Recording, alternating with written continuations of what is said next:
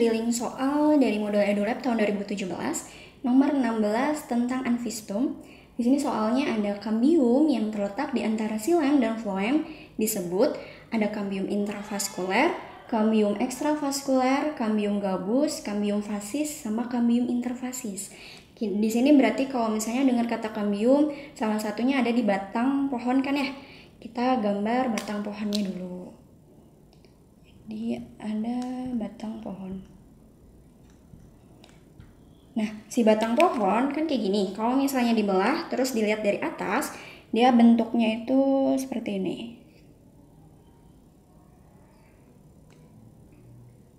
Ada lingkaran-lingkaran.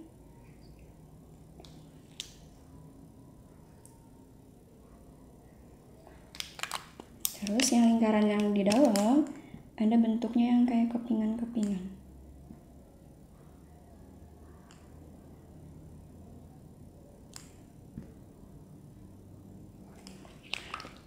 Kita cari tahu ini ini bagiannya apa aja. Yang pertama, yang paling luar. Ini yang disebut dengan jaringan gabus.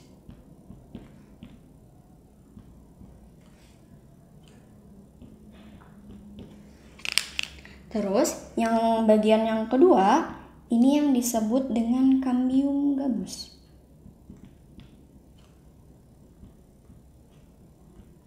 Nah, si kambium gabus ini disebut juga nama lainnya itu velogen. Nah, yang namanya kambium itu berarti mengalami pembelahan. Nah, si velogen ini dia bisa mengalami pembelahan ke arah luar atau yang disebut juga dengan velum. Nanti dia ini akan membentuk yang namanya kulit pohonnya. Terus ada pembelahan yang ke arah dalam.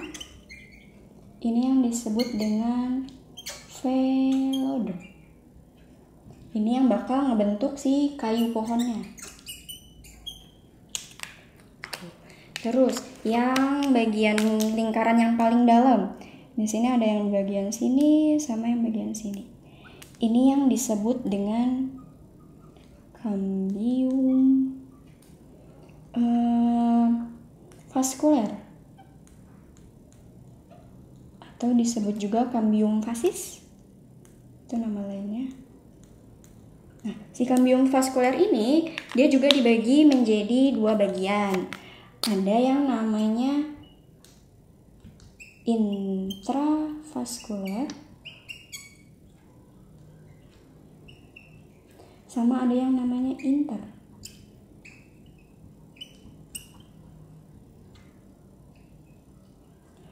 Bedanya apa teh? Kalau yang intra itu berarti letaknya di antara xilem dan floem. Berarti letaknya ada yang di bagian sini. Itu yang disebut dengan intra. Itu antara xilem dan floem. Kalau misalnya yang inter itu di bagian sini. Berarti di antara dua berkas pengangkut. Dua berkas pengangkut itu berarti xilem dan floem kan ya. Berarti antara dua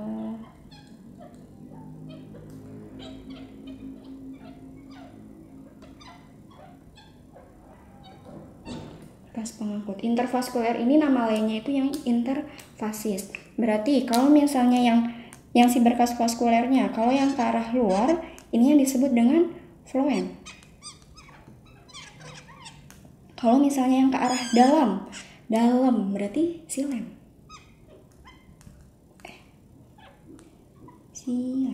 Berarti kambium yang letaknya di antara xilem dan floem, jawabannya yang kambium intravaskuler yang A.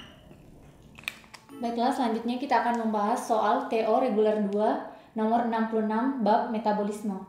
Berikut ini yang merupakan hasil reaksi gelap adalah. Untuk menjawab pertanyaan seperti ini kita harus tahu dulu hasil dari reaksi gelap. Nah, reaksi gelap ini menghasilkan glukosa, NADP+, dan ADP. Nah, untuk mengetahui jawabannya perlu kita lihat Untuk A, NADPH, PI dan ATP, berarti salah. CO2, NADPH dan ATP, salah. Yang ketiga itu CO2, ATP dan glukosa juga salah. Yang keempat itu D, H2O, ADP dan cahaya, salah. Yang benar itu adalah E, NADP+, ADP dan glukosa, karena ini merupakan hasil dari reaksi gelap. Kita bahas soal selanjutnya. Di sini ada pernyataan, respirasi aerob merupakan proses yang membutuhkan energi berupa ATP pada tahapan awal pemecahan glukosa. Respirasi aerob ini tahapan awalnya kan respirasi aerob. Tahapan awalnya apa? Glikolisis. Di tahapan glikolisis ada tahapan untuk membutuhkan energi minjem dari lingkungan, dan ini yang kedua menghasilkan energi. Jadi pernyataan yang pertama benar. Lalu respirasi aerob merupakan reaksi katabolisme yang melepaskan energi. Ya, karena akhir dari respirasi aerob ini menghasilkan sebanyak 36 ATP, 36 energi. Jadi pernyataannya benar. Namun pernyataan 1 dan 2 tidak berhubungan. Jadi jawabannya adalah B. Oke, teman-teman, pada kesempatan kali ini kita akan membahas mengenai materi SBMPTN. Nah, ini salah satu soal dari materi atau substansi genetik. Menurut penelitian dari tim akademiknya EduLab, soal ini adalah salah satu materi yang sering keluar di SBMPTN. Jadi, kalau teman-teman lihat 10 tahun terakhir, ini adalah materi wajib yang sering keluar, antara 1 sampai 2 soal. Nah, di soal nomor 47 ini, di sini ada soal pasangan basa yang paling mungkin membentuk ikatan hidrogen adalah basa purin dan pirimidin. Jadi, teman-teman lihat di sini ada beberapa kata kunci. Di sini adalah pasangan basa. Kayak gitu ya, ini pasangan basa. Kemudian di sini membentuk ikatan hidrogen adalah basa purin dan pirimidin. Itu kata kunci yang pertama. Kemudian yang kedua, pasangan basa purin-purin terlalu besar dan pasangan pirimidin terlalu kecil untuk membentuk ikatan hidrogen. Jadi di sini teman-teman harus membandingkan apakah betul purin-purin itu ikatannya terlalu besar, sedangkan ikatan pirimidin dan pirimidin itu terlalu kecil. Oke. Sebelum kita jawab, kita akan coba review dulu materi tentang DNA. Jadi kalau kita lihat DNA itu komponennya apa aja? Jadi yang pertama, dia punya ada yang namanya adalah komponen fosfat. Biasanya ditulis dalam bentuk PO4-. Kemudian dia punya komponen gula. Gula di sini adalah gula deoksiribosa. Jadi sejenis gula yang kemudian kehilangan satu atom oksigen. Kemudian di sini ada komponen basa nitrogen. Nah, basa nitrogen di sini tadi kita lihat ada purin, ada pirimidin. Nah, purin itu ada komponennya, ada adenin dan guanin. Sedangkan pirimidin itu ada komponennya, ada timin dan sitosin. Bisa disingkat S atau C. Nah, jadi kalau kita lihat lagi, DNA itu strukturnya double helix, teman-teman. Jadi kalau kita lihat DNA, saya gambar di sini. Ini ceritanya DNA nih. Dia bentuknya double helix. Nah, dia bentuknya double helix. Kalau saya perbesar gambarnya, bentuknya jadi kayak single stranded, dia akan lurus. Nah, ini lurus seperti ini.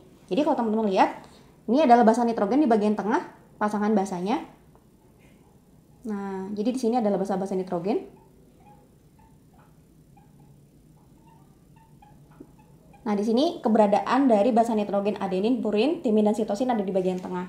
Nah, sekarang kalau kita lihat dari struktur, adenin dan guanin yang termasuk ke dalam purin, itu dia memiliki bentuk struktur bentuknya seperti ini, teman-teman. Jadi dia bentuknya 1 segi 6 seperti ini. Nah, satu lagi di sini dia punya bentuk kayak gini. Jadi ini adenin sama guanin itu bentuknya mirip-mirip. Jadi bentuknya seperti ini. Sedangkan pirimidin dia bentuknya cuma punya satu gugus. Nah, kira-kira seperti inilah ya. Nah, gitu. Jadi purin itu ukurannya lebih besar. Jadi kalau kita lihat di sini, ukuran purin itu lebih besar dibandingkan ukuran pirimidin. Nah, kita kembali ke bentuk struktur DNA. Jadi kalau teman-teman lihat, kalau kita pengen punya struktur DNA yang double helix, yang seakan-akan jaraknya sama ya. Jadi kalau teman-teman lihat di sini adalah lurus. Ini berarti kalau teman-teman lihat bahwa purin, si adenin sama guanin ini, dia harus berpasangan dengan pirimidin.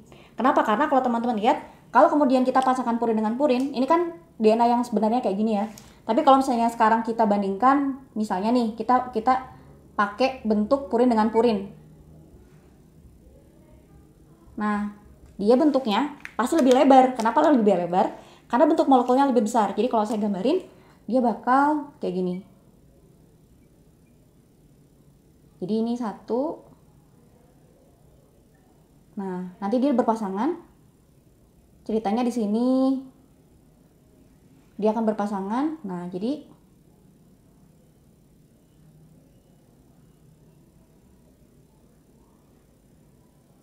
kebayang ya. Jadi kalau misalnya digambarin lagi, dia bentuknya akan lebar banget. Jadi kalau misalnya dia purin sama purin, bisa jadi dia bakal lebih lebar dari sebenarnya. Nah, jadi dia bakal lebar banget. Gitu. Jadi kalau yang sebelah sini, yang pertama ini adalah purin dengan pirimidin. Ini adalah basa purin dengan basa purin.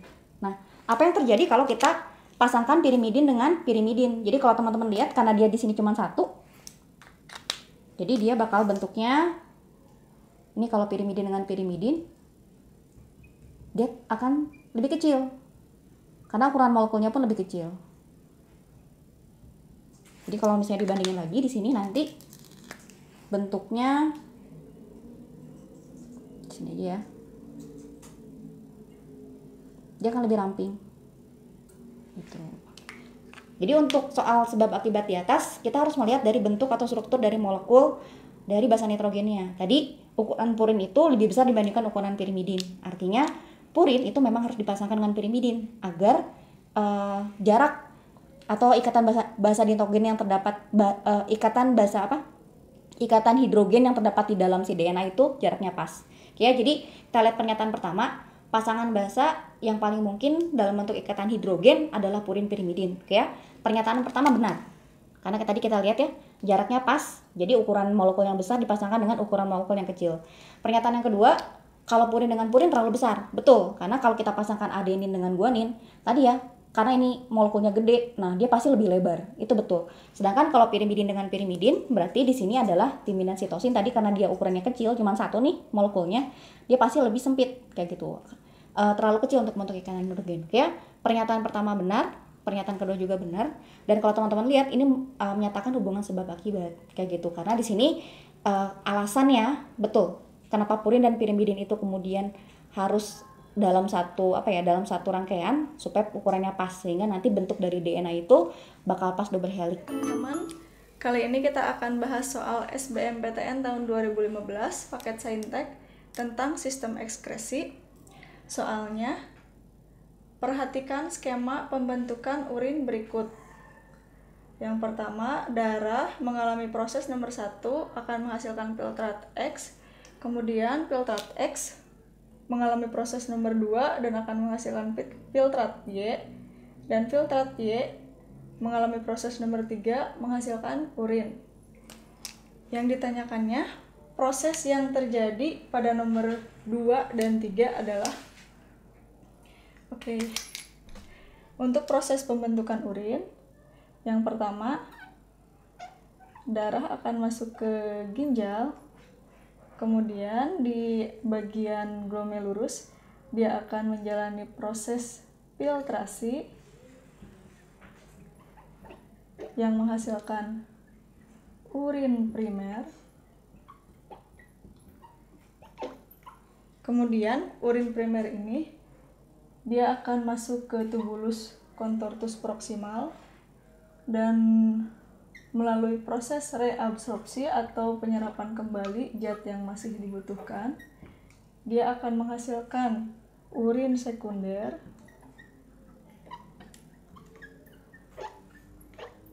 Kemudian urin sekunder ini akan menuju ke tubulus contortus distal dan menjalani proses augmentasi atau penambahan zat-zat yang sudah tidak diperlukan seperti urea, amonia, bilirubin, dan lain sebagainya, dan akan menghasilkan urin yang sesungguhnya. Berarti untuk nomor 2 adalah reabsorpsi, dan nomor 3 adalah augmentasi. Jadi jawabannya yang A. Ya teman-teman, kali ini kita akan membahas soal dari drilling 2017 tentang mutasi. Soalnya, perhatikan diagram susunan basa berikut. Susunan basanya seperti ini DNA asalnya, dan ini DNA mutasinya. Mutasi di atas termasuk, oke, kita lihat di mana perubahannya. Ini sama, ini ada perubahan dari T menjadi C, ada yang diganti. Oke, yang lainnya tidak ada lagi. Oke, karena ini ada yang diganti, berarti dia termasuk mutasi substitusi atau penggantian. Nah, substitusi ini ada 2. Ada kalau misalnya yang digantinya itu adalah basa sejenis, purin dengan purin atau pirimidin dengan pirimidin, itu termasuk kepada transisi. Apabila berbeda jenis, itu termasuk ke transversi. Oke, kita lihat di sana T diganti dengan C. Oke, T dan C itu dia sama-sama basa purin. Sama-sama basa pirimidin. Jadi basa pirimidin diganti dengan basa pirimidin lagi. Berarti jawabannya adalah transisi. Hai teman-teman, kali ini kita akan membahas soal UMPTN tahun 2000 Rayon C tentang biologi sel.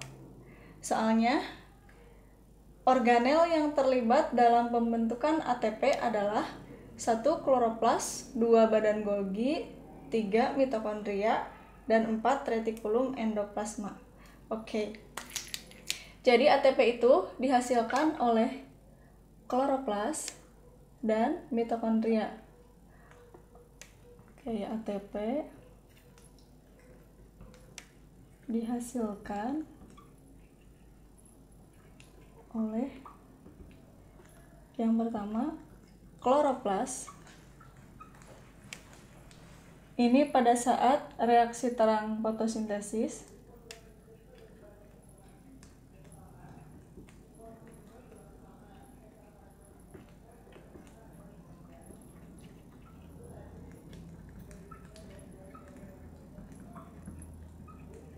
Dan yang kedua oleh mitokondria pada saat reaksi respirasi.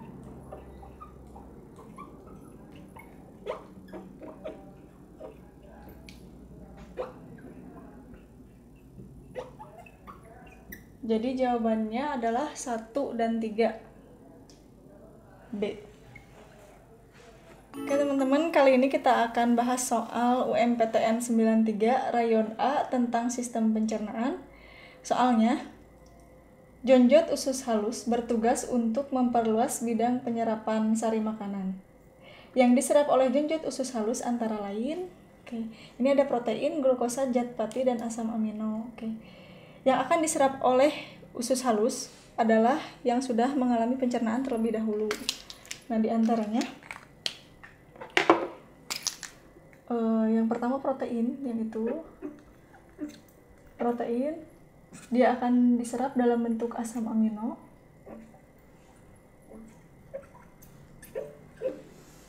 Terus karbohidrat dia akan diserap dalam bentuk monosakarida atau molekul kecilnya, terutama glukosa.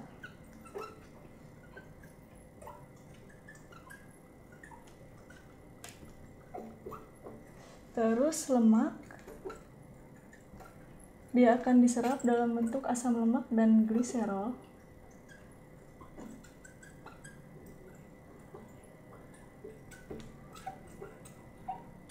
Terus vitamin itu tidak dicerna terlebih dahulu tapi langsung diserap, jadi dia akan diserap dalam bentuk vitamin lagi. Terus ada mineral dia akan diserap dalam bentuk larutan. Dan terakhir, air. Dia juga tidak mengalami pencernaan tapi langsung diserap dalam bentuk air lagi. Jadi jawabannya yang nomor 2 betul dan yang nomor 4. Jawabannya ada yang C.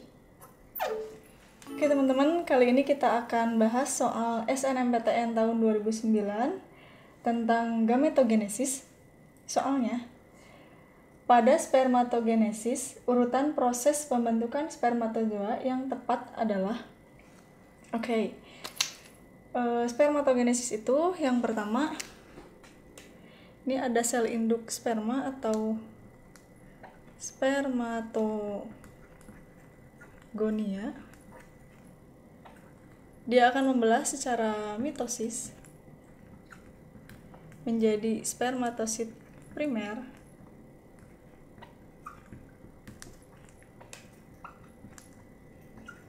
kemudian nanti spermatosit primer dia akan membelah secara meiosis.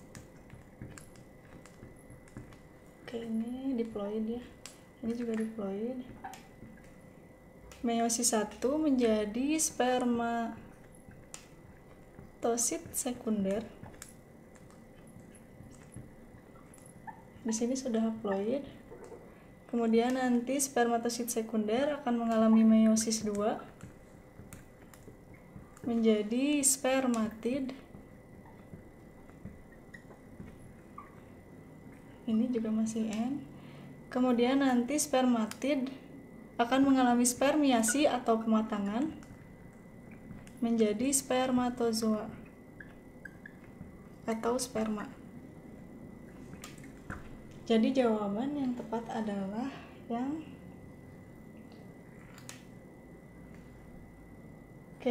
D.